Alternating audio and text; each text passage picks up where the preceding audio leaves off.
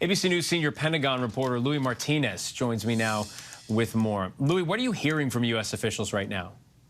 Phil, we know that Secretary of State Tony Blinken continues traveling throughout the Middle East, trying to prevent this conflict from spreading further.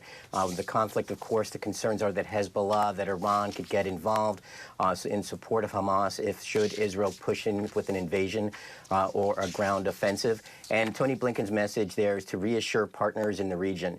Now, he's also trying to reassure partners outside of the region, because we understand from senior officials that earlier today he spoke with his Chinese counterpart to inform them of his activities. And just so kind of an indication here of how important this is being treated at the highest levels of the U.S. government.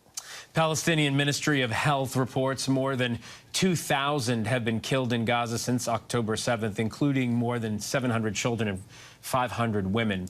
Are there discussions, do you know, happening about the safety of civilians during these operations?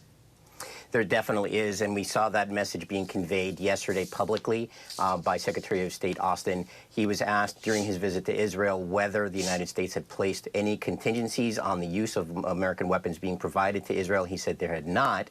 But when he was asked about what the United States could do to ensure that that was actually taking place, he said that he describes Israel's military as being professional throughout his 41 years of military service. He said he knew that they had very good professional leadership and that they tried to prevent civilian casualties. Now, there was a report we heard earlier today that potentially the U.S. was trying to slow down a ground offensive on the part of Israel.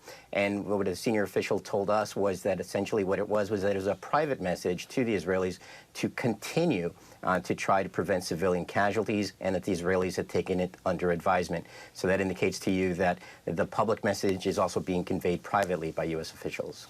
Yeah, and along those lines, Louis, we just asked Karen this. There are reports that Egypt, Israel, and the United States have agreed to allow foreigners in Gaza to pass through the Rafah border crossing, which would get them into Egypt.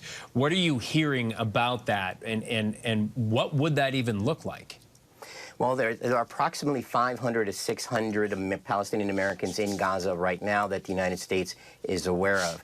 The idea would be that they would make their way down to that southern border crossing right there on the border with Egypt, and that the United States right now is advising those Americans that if they feel comfortable to get closer down to that border crossing, because the border crossing is not yet open.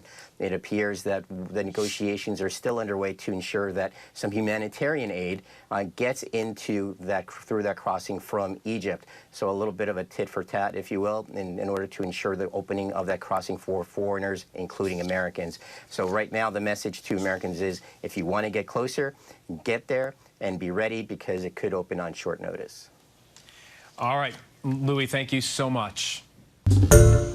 Hi, everyone. George Stephanopoulos here. Thanks for checking out the ABC News YouTube channel. If you'd like to get more videos, show highlights, and watch live event coverage, click on the right over here to subscribe to our channel. And don't forget to download the ABC News app for breaking news alerts. Thanks for watching.